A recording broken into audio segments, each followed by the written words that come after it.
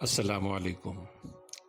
غوث الاعظم شیخ عبد القادر جیلانی رحمۃ اللہ علیہ کی تعلیمات پر ایک اور ویڈیو کے ساتھ حاضر ہے آپ کا بھائی غوث سیوانی۔ کیا آپ مالدار بننا چاہتے ہیں؟ کیا آپ دنیاوی دولت چاہتے ہیں؟ کیا آپ کی خواہش ہے کہ آپ کے پاس بے حساب مال و دولت آ جائے، نوکر چاکر ہوں اور بڑی بڑی کمپنیوں کے مالک بن جائیں؟ اگر ہاں تو ہماری باتیں غور سے سنیں۔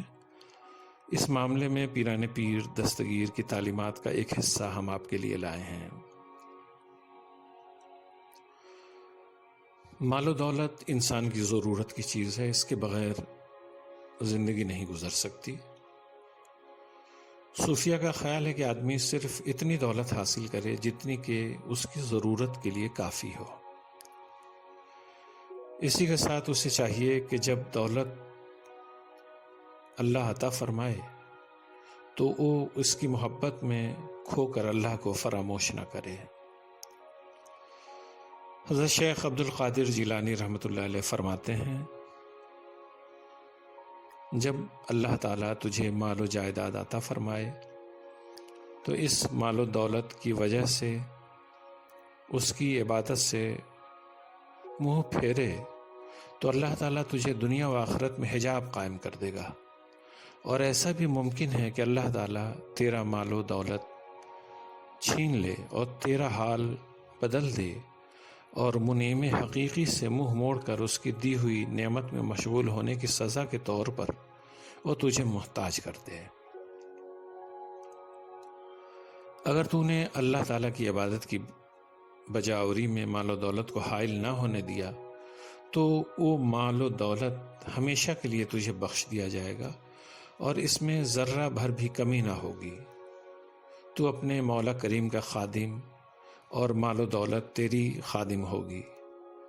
پھر تو دنیا میں ناز و نعمت کی زندگی بسر کرے گا اور آخرت میں عزت و اکرام اور خوشحالی سے جنت الماوا میں صدیقین، شہداء اور صالحین کے ساتھ ہوگا۔ یہ عبارت پیران پیر کی کتاب فتوح الغیب مقالہ 12 سے ماخوذ ہے۔ آپ چاہیں تو اسے دوبارہ سن لیجئے۔ دولت بھی اللہ کی دی ہوئی نعمت ہے، مگر تب جب اس کا استعمال آخرت کمانے کے لیے کیا جائے۔ اگر اسے دنیا کی عیش و عشرت پر خرچ کیا جائے یا برے کاموں میں لگایا جائے تو یہ دولت مصیبت بھی بن جاتی ہے۔ بعض اوقات یہ دولت انسان کو اس کے پروردگار سے غافل بھی کر دیتی ہے۔ یہ غفلت دولت کے زوال کا سبب بن سکتی ہے اور شکر کے سبب یہ برقرار رہ سکتی ہے۔ اس لیے اگر دولت مل جائے تو آدمی کو دولت دینے والے مالک سے غافل نہیں ہونا چاہیے۔ دولت پر خدا کا شکر ادا کرنے سے آخرت کا بھی بھلا ہوگا۔ قرآن کریم میں اللہ کا فرمان ہے، لئن شکرتم لازیدنکم، یعنی اگر تم میرا شکر کرو گے تو میں تمہیں زیادہ عطا فرماؤں گا۔ مال و دولت کے ساتھ حسد اور جلن بھی آتی ہے۔ انسان جہاں اپنی دولت سے خوش ہوتا ہے وہیں دوسروں کی دولت دیکھ کر جلن بھی محسوس کرتا ہے۔ حسد اور جلن ایک قسم کی نفسیاتی برائی ہے۔ حسد سے آدمی کا کچھ بھلا نہیں ہوتا بلکہ الٹا وہ اپنی اندر کی آگ میں جلتا اور کڑتا رہتا ہے۔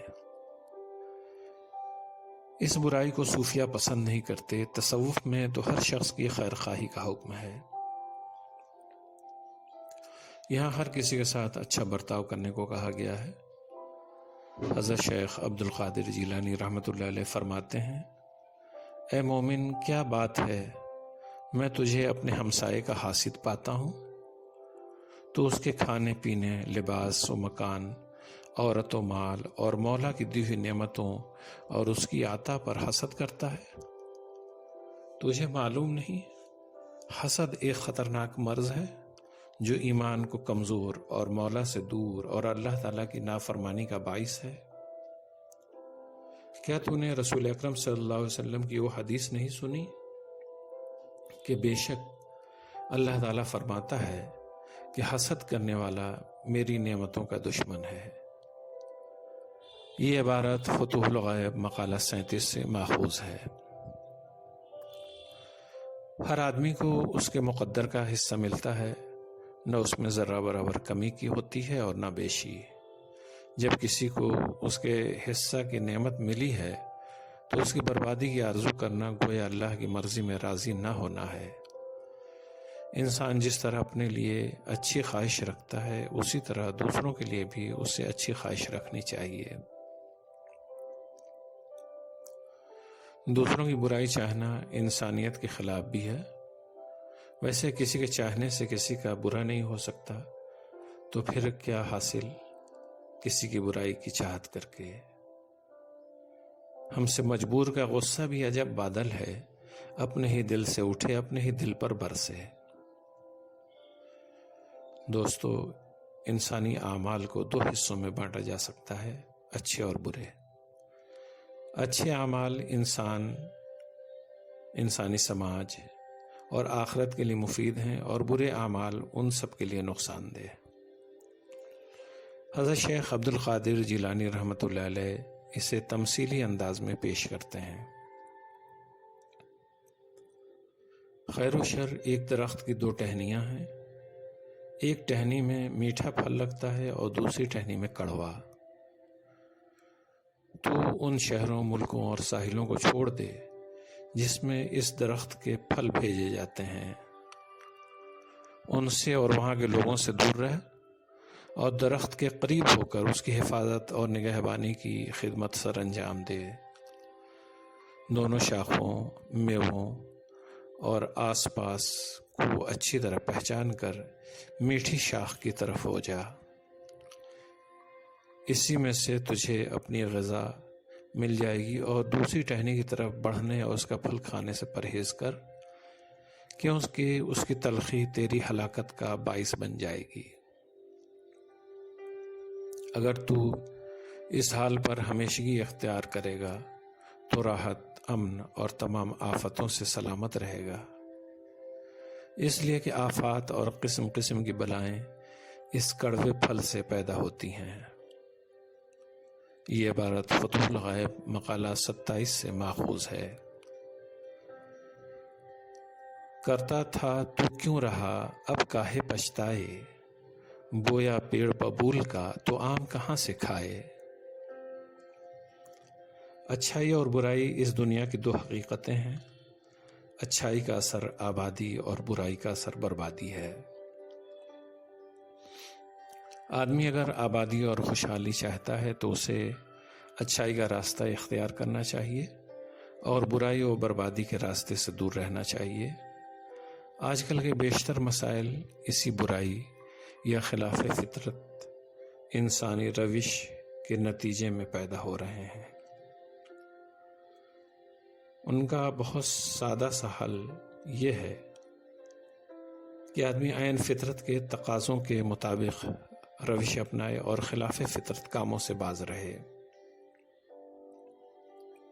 جب وہ برے کام کرے گا یا فطرت کے خلاف چلے گا تو اس کا نتیجہ بھی بربادی کے سوا کچھ اور نہیں نکلے گا۔ خلاف فطرت روش کا ایک اور انجام یہ ہے کہ انسان کی آخرت بھی خراب ہوتی ہے۔ دنیا آخرت کی کھیتی ہے، اور آخرت میں آدمی وہی پائے گا جو دنیا میں اس نے کمایا ہوگا۔ لہٰذا آخرت کو اگر بہتر کرنا ہو تو بھی آدمی کو دنیا میں شر کا ساتھ چھوڑ کر خیر کے ساتھ ہو جانا چاہیے۔ دنیا میں آدمی جو کچھ کرے گا اس کی جزا یا سزا اسے آخرت میں ملے گی۔ اس لیے دنیا میں کوئی بھی عمل کیا جائے اس کے نتیجے پر نظر رکھ کر۔ حضرت شیخ عبد القادر جیلانی رحمۃ اللہ علیہ فرماتے ہیں، تو اپنی آخرت کو اصل سرمایہ اور اپنی دنیا کو اس کا نفع بنا، تو سب سے پہلے اپنا وقت آخرت کے حصول میں صرف کر۔ ہاں، اگر اس سے کچھ وقت بچ جائے تو اسے ذریعہ معاش کی طلب میں صرف کر، اور اپنی دنیا کو اصل مال اور آخرت کو اس کا نفع نہ بنا۔ پھر اگر کچھ وقت بچ رہے تو اسے کار آخرت میں صرف کر۔ 5 وقت کی نمازیں اور دیگر ارکان و واجبات اطمینان و تسلی کے بغیر جلدی جلدی ادا کرے یا بار و تکلیف سمجھتے ہوئے سرے سے ادا ہی نہ کرے اور سو جائے۔ تیری شب لہو و لعب میں اور دن خواہشات کی پیروی میں گزر جائے، اور تو شیطان کی پیروی کرنے والا، دنیا کے بدلے آخرت کو بیچنے والا، نفس کا غلام بے دام بن جائے۔ حالانکہ تجھے نفس کو مغلوب کرنے، اسے سلامتی کے راستوں پر چلانے کا حکم دیا گیا ہے، اور وہ سلامتی کے راستے اس کے مولا کی عبادت کے راستے ہیں۔ یہ عبارت فتوح الغیب مقالہ 36 سے لی گئی ہے۔ انسان اس دنیا میں دنیا کمانے نہیں آیا ہے بلکہ آخرت کمانے آیا ہے۔ زندگی صرف ایک بار ملتی ہے، دوبارہ نہیں ملتی۔ لہٰذا عقل مندی کا تقاضا یہی ہے کہ آدمی اس زندگی کو غنیمت جانے اور اسے اللہ کی عطا تصور کرتے ہوئے اس کا استعمال آخرت بنانے کے لیے کرے۔ جہاں دنیا کا ہر شخص بابر بائش کوش کے عالم دوبارہ نیست میں یقین رکھتا ہو، وہاں آخرت رخی زندگی گزارنا مشکل ہے، مگر جو لوگ آخرت کی اہمیت کو سمجھتے ہیں وہ اسی عالم میں دوسروں کے برعکس ایک بامقصد زندگی جیتے ہیں۔ حضرت شیخ عبد القادر جیلانی نے اس سلسلے میں ایک حدیث بھی نقل کی ہے کہ دنیا و آخرت 2 سوکنے ہیں کہ اگر ایک کو راضی کرے تو دوسری تجھ سے ناراض ہو جائے گی۔ وہ دوسری جگہ ارشاد فرماتے ہیں، جو شخص آخرت کی بھلائی چاہتا ہے اسے چاہیے کہ نفس اور اسباب دنیاوی سے بے رغبت ہو جائے۔ یہ عبارت فتوح الغیب مقالہ 54 سے لی گئی ہے۔ اوپر کے اقتباس میں دنیاوی اسباب کو چھوڑنے کی بات نہیں کی گئی ہے۔ اگر ایسا ہوتا تو یہ رہبانیت کی بات ہوتی۔ یہاں صرف بے رغبتی کی بات کہی گئی ہے۔ تصوف میں رہبانیت کا نہیں، صرف بے رغبتی کا حکم ہے۔ اسباب تو زندگی کا حصہ ہیں، زندگی قائم رکھنے کے لیے ان کی ضرورت ہے، لیکن بے رغبتی سے آدمی مادہ پرستی اور زر پرستی سے بچ جاتا ہے، جو آخرت کی بھلائی کے لیے لازم ہے۔ بزرگان دین اور تصوف کے بارے میں جانکاری کے لیے آپ ہماری YouTube چینل کو سبسکرائب کرنا نہ بھولیں تاکہ ہر ویڈیو کی جانکاری آپ کو سب سے پہلے مل سکے۔